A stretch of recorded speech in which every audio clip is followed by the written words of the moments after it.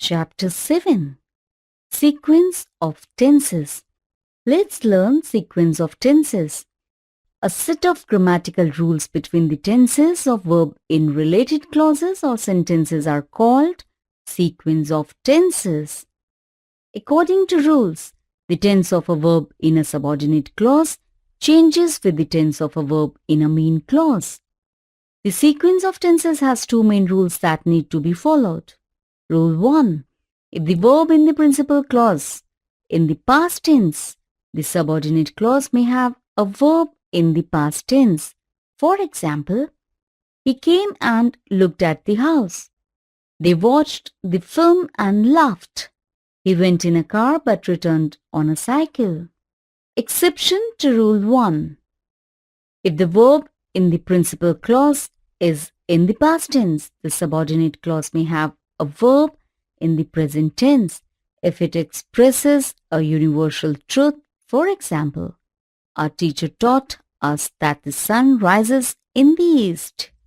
It has been proved long ago that the earth revolves around the sun. Even as a child, we knew that Japan is known as the land of the rising sun. Rule 2. If the verb in the principal clause is in the present or future tense, the subordinating clause may have a verb in present, past, or future tense. For example, she waits to see if we can find her. She waits to see if we had found her.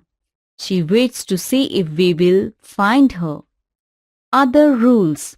There are some more rules to be followed in the sequence of tenses.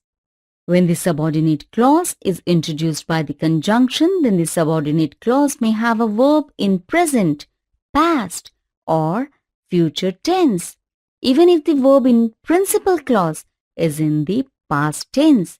For example, my aunt loved me more than she loves her own children. My aunt loved me more than she loved her own children. My aunt loved me more than she will love her own children.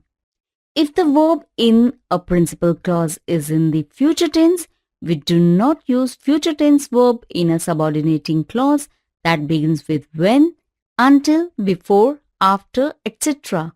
For example, I will call you when lunch will be ready. Incorrect. I will call you when lunch is ready. Correct.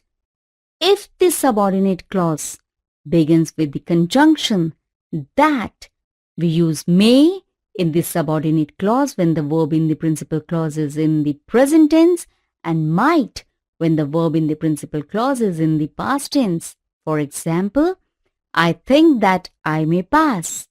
I thought that I might pass.